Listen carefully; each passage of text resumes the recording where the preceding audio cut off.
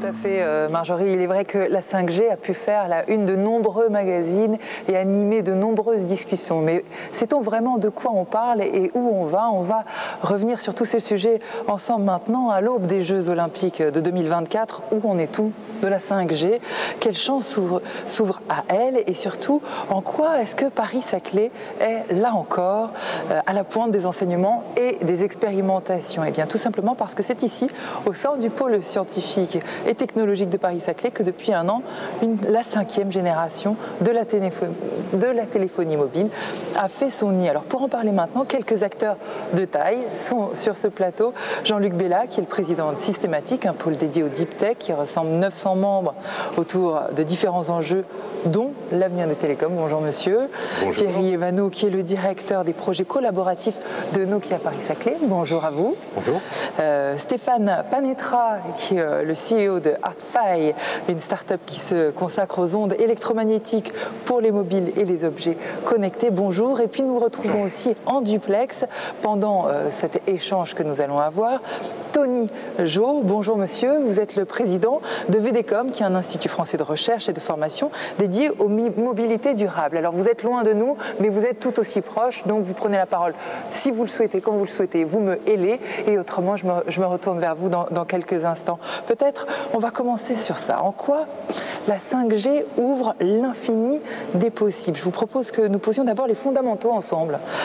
Jean-Luc Bella, quelles sont les trois caractéristiques, si on reprend le B.A.-ba, quelles sont les trois caractéristiques majeures de la 5G à vous écouter? D'abord sur la 5G, pour comprendre la 5G, il faut désapprendre tout ce que vous avez entendu, tout ce que les politiques en ont dit. Et la 5G, fondamentalement, c'est une couche fondamentale de l'infrastructure numérique de demain qui va construire, qui va intervenir sur les nouvelles industries, les nouveaux services, et ainsi que nos vies, dans notre quotidien. Comme Internet, il y a 20 ans, qui a changé l'accès à la connaissance, qui a changé complètement le commerce, la mise en place de nouveaux services, et puis même la structuration des médias, etc. Beaucoup de choses ont changé. Et donc on va rentrer dans cette nouvelle ère, parce qu'on appelle ça 5G, mais elle est mal nommée, c'est pas une nouvelle génération, c'est vraiment une transformation forte, une révolution, qui a trois composantes techniques. La première, c'est une augmentation des débits importante, puisqu'on a de nouvelles fréquences, des nouveaux types d'antennes, etc. La deuxième, qui est en fait une connectivité d'un grand nombre de personnes, mais d'un grand nombre d'objets, de capteurs dans tous les sens. Et ça, c'est un élément très important sur l'optimisation des services dans la ville, pour l'énergie, pour la mobilité, dans l'industrie. Et la dernière caractéristique fondamentale, c'est la faible latence, donc dans un autre vocabulaire, l'absence de temps de retour qui n'est pas perceptible par l'homme. Les choses se passent, on n'est pas comme dans les liaisons satellites il y a 10-15 ans où on attendait le retour, les échos. Là, tout se passe en temps réel et très rapidement. Et la somme de ces trois choses techniques s'associe aussi à une transformation qui continue depuis quelques années, qui est en gros une fusion entre le monde informatique et le monde des réseaux de communication. Et en fait, tout ça se mélange. On a des logiciels des réseaux de communication qui sont dans la partie informatique, et on aura la mise en œuvre de nouveaux services, des couches au niveau du cloud, très rapidement en utilisant les infrastructures des réseaux 5G. Donc pendant les 10-15 ans, puisque c'est à peu près ça, qui viennent, toutes les industries, tous les services, tous les modèles marchands, toutes les transformations de société, par exemple sur la mobilité, sur les services dans la ville, sur les services d'éducation, vont être vraiment transformés par cette évolution de l'infrastructure numérique. Alors expliquez-moi, Jean-Luc Bella, puisque vous êtes déjà avec 15 ans d'avance par rapport à moi qui dois encore tout désapprendre de ce que j'ai pu lire. Voilà, il faut désapprendre d'abord. Voilà, maintenant que j'ai désappris grâce à vous et que je peux continuer à aller un petit peu plus loin, expliquez-nous ce que ça va vraiment changer dans cette façon d'aborder les services. C'est-à-dire, j'ai l'impression que c'est un peu comme dans un univers de Miyazaki où vous me dites on pousse une porte et puis on change de monde. Non, mais moi, je veux bien vous accompagner dans le monde, mais expliquez-moi, arriver à comprendre comment je le pense autrement. Alors, comment on le pense autrement? C'est-à-dire, on rentre dans notre société connaît des ruptures importantes aujourd'hui. Ouais. Et parmi ces ruptures, si on simplifie, c'est en fait une gestion des ressources, quelles qu'elles soient. Alors on parle d'énergie, de matières premières, on parle de carbone, on parle du temps, et on a donc tous les systèmes d'optimisation des ressources sont des systèmes intelligents, c'est-à-dire réactifs, avec de l'analyse, on mesure, on analyse et on réagit. Et un système qui doit contenir tous ces éléments doit embarquer une connectivité importante, des outils d'intelligence artificielle, et en fait c'est ça qui est porté dans la 5G. Je prends un exemple plus précis. Si je reprends le cas de la mobilité, si on veut que sur les routes il y ait moins de congestion, moins d'accidents, moins de carbone, etc., il faut pouvoir réguler avec un outil extérieur. Donc on va avoir des objets, en l'occurrence ce sera des véhicules, des voitures, qui vont interagir avec une infrastructure, des systèmes qui seront analysés par rapport à des faits qui ne sont pas non là où la voiture elle est, mais en amont ou en aval. Et donc on a un système qui est plus intelligent, etc. Ça s'applique à la mobilité, ça s'applique à l'énergie, ça s'applique à la santé, ça s'applique à toutes ces choses-là. Donc en fait c'est une brique fondamentale de l'évolution de l'infrastructure numérique qu'on connaît bien aujourd'hui, qui va transformer tout. Et il faut poser la question, comme il y a 20 ans on se l'a posé par rapport à l'Internet, c'est comment se projeter dans ce monde-là pour anticiper ces transformations. Il faut poser des bonnes questions, il faut challenger la technologie, elle n'est pas assez challengée, ça c'est une bonne chose, mais fondamentalement, il faut aller dans un système qui optimise les ressources. Et il n'y a pas d'autre choix que de mesurer et réagir. Donc optimiser les ressources, j'entends bien, quelles qu'elles soient. On voit que la technologie avance de votre côté. En quoi est-ce que le consommateur peut être prêt à avancer et à gagner en maturité pour avancer vers ce que vous décrivez? Alors ça c'est une bonne remarque. Alors déjà c'est une bonne remarque parce que ça pose une question sur à qui s'adresse la 5G. Et on l'a présenté effectivement en regard de l'usage du consommateur. Absolument. Mais fondamentalement c'est une évolution d'un réseau qui est fait pour les industries et les services. Les générations des réseaux mobiles avant ont été optimisées pour justement des consommateurs en fonction des usages de communication ou de loisirs ou de services. La 5G, elle est vraiment pensée pour les industries et les services de demain. Elle va par cascade interagir avec le consommateur, mais en fait elle est structurée dans un mode où les industries et les services sont modifiés. Et c'est d'ailleurs pour ça que le pôle systématique, qui traite de ça, mais traite aussi des autres métiers, traite de la transformation du calcul, la transformation, les impacts de cybersécurité, traite de l'open source, des logiciels, etc. Tous ces métiers-là sont connectés avec la transformation de la 5G. Parce qu'en fait on trouve de l'open source dans la 5G, il y a une approche sur la sécurité qui est différente, etc. Donc en fait, c'est toutes ces transformations-là, toutes les industries sont transformées par la modification de l'infrastructure numérique. Et les consommateurs en verront soit directement, soit par cascade, l'usage. Par exemple, quand on aura des services aujourd'hui, on a des problématiques d'accès aux soins. Quand il y aura des services médicaux à distance qui pourront se mettre en œuvre, qui ne peuvent pas se mettre en œuvre aujourd'hui, ça sera des impacts directs pour le consommateur. C'est ça, ce sera dans l'usage, comme toujours, c'est l'usage qui permet aux consommateurs, aux citoyens de continuer à penser. Vous faites une bonne remarque, parce que souvent, dans les sites technologiques qu'on a traversés, les technologues ont posé l'enjeu, mais n'ont pas souvent pensé l'usage. Et souvent, ils ne se pensent pas à l'avance. Et dans beaucoup de cas, après, l'usage arrive et il transforme même la technologie. Ouais, donc il y a une espèce de boucle entre technologie et usage qui va se mettre en place. Mais vous avez commencé à parler de certaines applications. On va parler aussi du monde du spectacle, de l'événementiel d'une certaine façon, mais vous avez commencé à évoquer la question de la mobilité. Et je me tourne vers vous pour cela, Tony Jo. Vous êtes donc en duplex. Merci à vous d'être avec nous. Vous êtes le président donc, de VDCOM qui expérimente les nouvelles mobilités. Vous dites que les seules limites de la 5G sont la créativité et l'imagination de l'esprit humain. Bref, il n'y a pas de limite, on comprend bien que les champs des possibles sont bien vastes et c'est merveilleux. Mais à l'heure actuelle, en quoi est-ce que Paris-Saclay, pour vous, permet d'avancer justement dans ce champ-là et que faites-vous concrètement ? Alors, Paris-Saclay est un merveilleux champ de tests des mobilités, justement. On a la chance dans cet environnement d'avoir des grandes écoles, d'avoir vraiment des pôles scientifiques de très haute renommée, donc une disponibilité de cerveau. Donc ça, c'est très important. On a également la possibilité, toujours pour les mobilités, d'avoir des réseaux routiers de tout un tas de types qui couvrent aussi bien des voies rapides, des voies urbaines, des voies périurbaines, qui permettent de faire des tests de cas d'usage très variés, qui sont représentatifs de l'ensemble du territoire. Donc ça c'est très important. Et puis on a déjà sur ce site des expérimentations qui existent ou qui ont existé. Et donc on peut enrichir ces expérimentations, non pas en repartant de zéro, mais en repartant d'un acquis qui permet d'aller beaucoup plus vite pour pouvoir tester des nouveaux modèles. Alors justement, pour comprendre ces expérimentations et rebondir sur ce qu'on disait entre la technologie qui existe et l'usage, vos expérimentations, vous ciblez quels enjeux après tout? Quels sont les caps qui sont les vôtres? Alors, moi, je suis, comme vous le disiez, je suis très axé mobilité, donc tout ce qui touche, on va dire, essentiellement autour de l'automobile ou des transports au sens large. Donc, la 5G a de nombreux apports vers les mobilités. On a parlé du débit, mais effectivement, ce n'est pas le plus important. On a des sujets comme le temps de latence, c'est-à-dire le temps entre lequel une information est émise et reçue, qui est très faible et qui est très important pour contrôler la sécurité d'un véhicule. Je vous donne un exemple tout simple. Vous avez un feu tricolore qui change de couleur. Il est important que le véhicule qui arrive ait l'information en temps et en heure, et non pas trop tard, parce que sinon ça n'a aucun intérêt. Vous voulez signaler un piéton qui traverse une voie sur un passage piéton et qui est masqué par, je ne sais pas, un autobus, un camion. Il faut que le véhicule soit informé en temps et en heure également qu'il va se passer quelque chose.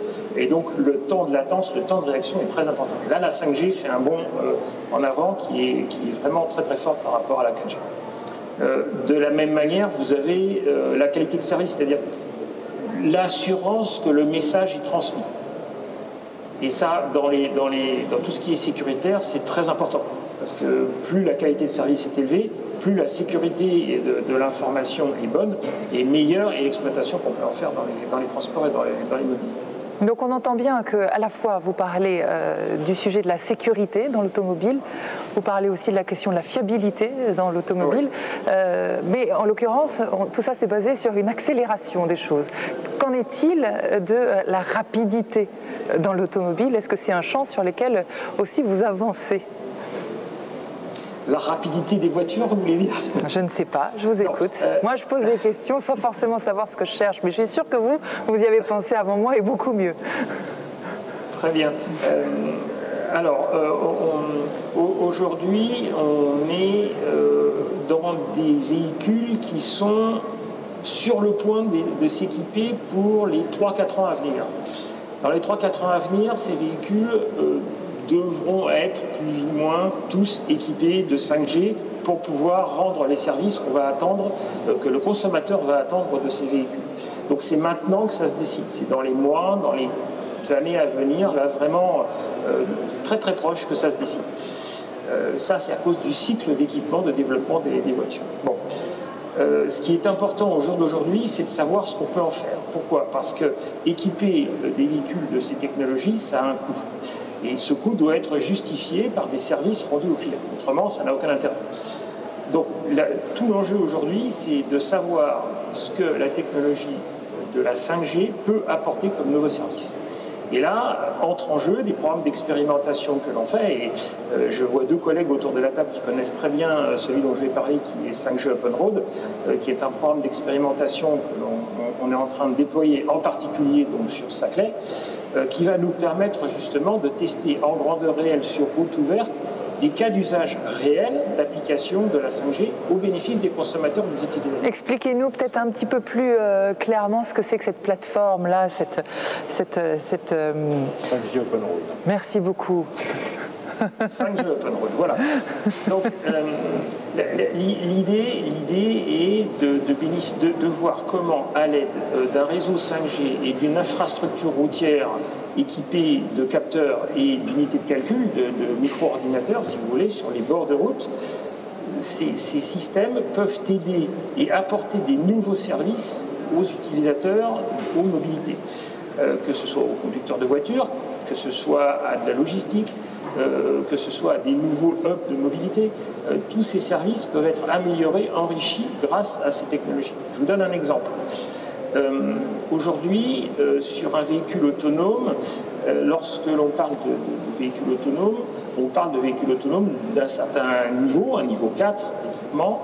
ça nécessite plusieurs milliers d'euros de renchérissement d'une voiture.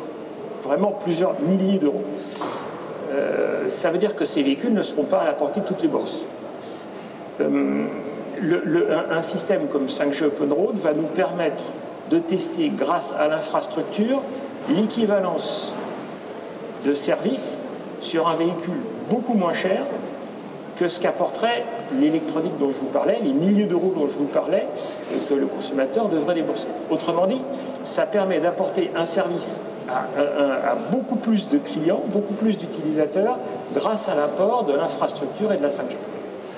J'entends bien, merci pour cette explication de ce projet 5G Open Road dont on m'avait parlé, qui était passionnant et en effet c'est très intéressant. On entend à la fois en effet cette question de l'usage, de la démocratisation de l'usage, de plus de services, de plus de sécurité. On l'entend pour la mobilité. Je me tourne vers vous maintenant, Thierry Evano. Le site Nokia de Paris-Saclay compte plus de 1500 ingénieurs, c'est ça, en R&D sur la 5G. Il y a quasiment 4000 personnes sur le site, mais 1500 sur la 5G. C'est absolument énorme quand on y réfléchit. Là aussi, l'objectif, l'enjeu, le cap, le service qui est derrière, forcément, est de taille. On parlait en préambule des JO 2024. C'est une façon pour vous de préparer ce genre d'événement ? Tout à fait, oui. Comme l'a expliqué Tony ou Jean-Luc.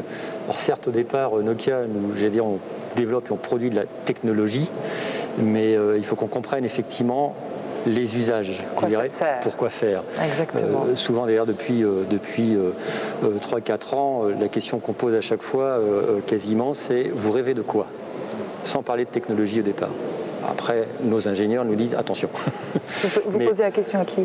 Aux clients, aux partenaires, et même avec nos clients, on pose la question à leurs clients. Vous rêvez de quoi? Donc effectivement, on s'aperçoit que différentes limites vont être dépassées. Et il y a les JO 2024 qui arrivent, et avec l'agglomération de Saint-Quentin-en-Yvelines, qui a 4 sites olympiques sur le territoire, l'idée était de se projeter effectivement dans le monde du sport, de l'événementiel, de regarder ce que la 5G pourrait apporter. Et de façon à travailler aujourd'hui pour demain et après-demain ces nouveaux usages qui vont nous permettre d'exploiter cette technologie dans un champ des possibles qui est, je veux dire, quasiment sans limite quand on pose vous rêvez de quoi. Donc, ça. Et donc l'application qui en ressort, par exemple, c'est quoi? Quelles sont les orientations? Donc l'idée qu'on a eue sur le Vélodrome national de Saint-Quentin-en-Yvelines, qui est un des sites olympiques, l'agglomération de Saint-Quentin-en-Yvelines a déposé une demande de fréquence expérimentale dans ce qu'on appelle les ondes millimétriques, 26 gigas, a déposé donc une demande de fréquence expérimentale, et on va justement expérimenter non seulement la technologie et les usages dans le domaine du sport, et dans le domaine de la télévision d'ailleurs. D'accord. Et en faisant quoi? Alors en faisant quoi? En regardant justement quels seraient les besoins pour un spectateur, pour le monde sportif avec la Fédération française de cyclisme, et pour la télévision qui retransmet les événements avec France Télévisions. Et l'objectif, c'est d'avoir un spectacle enrichi en fait. De dire le spectateur effectivement découvre peut-être un événement sportif, un sport qu'il ne connaît pas, donc peut-être qu'on peut lui amener des informations qui enrichissent sa compréhension des règles, par exemple, et autres. Dans le domaine de la télévision, et on l'a déjà expérimenté il y a 2 ans à Roland-Garros avec France Télévisions, aujourd'hui, on le voit un petit peu aujourd'hui, on déploie énormément de câbles, des caméras, énormément de matériel, et cette technologie sans fil permettrait peut-être d'alléger à un moment donné la mise en œuvre de moyens de diffusion. Et on a fait une expérimentation de ce type avec France Télévisions en décembre. Et pour le monde sportif, et d'ailleurs la Fédération française de cyclisme avec qui on travaille déjà sur des projets de capteurs pour mieux appréhender les performances du sportif, et de façon à avoir une technologie sans fil qui à un moment donné soit presque plug and play, parce que beaucoup d'équipes nationales arrivent avec leurs propres équipements aujourd'hui et déploient des tonnes d'équipements. Et l'idée, c'est de simplifier à un moment donné une mise en œuvre et d'avoir aussi des remontées, on parlait de temps réel ou de débit fort, d'informations provenant du cycliste pour son coach, puis aussi peut-être pour le spectateur, pour voir pour le cyclisme, quelle vitesse ils vont, par exemple. Enrichir en fait la relation à l'événement. Je crois savoir qu'il y a une petite vidéo que vous avez réalisée sur cette expérimentation au Vélodrome national dont vous parlez. Et je vous propose qu'on la découvre très rapidement pour étayer encore un peu davantage ce que vous nous avez déjà brillamment expliqué.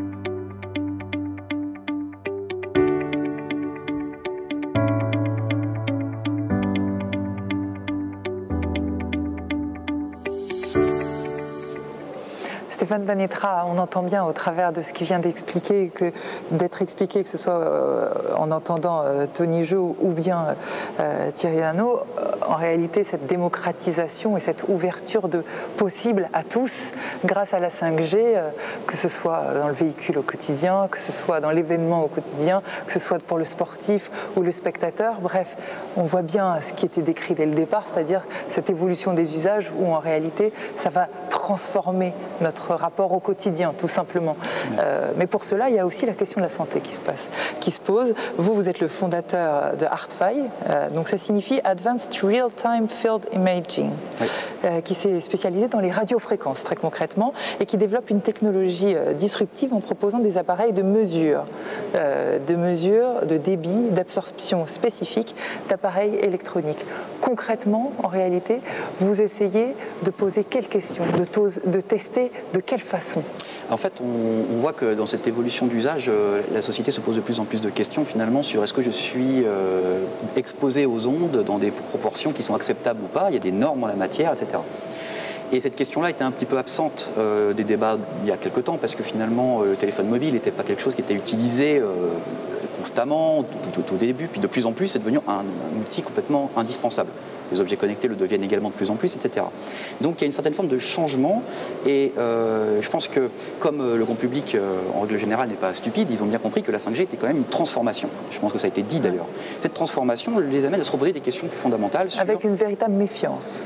Il y a potentiellement une méfiance qui peut être traitée d'ailleurs de manière très très facile, comme il a été dit tout à l'heure, en mesurant. Mesurer, réagir, mesurer, réagissons, prenons nos responsabilités, informons.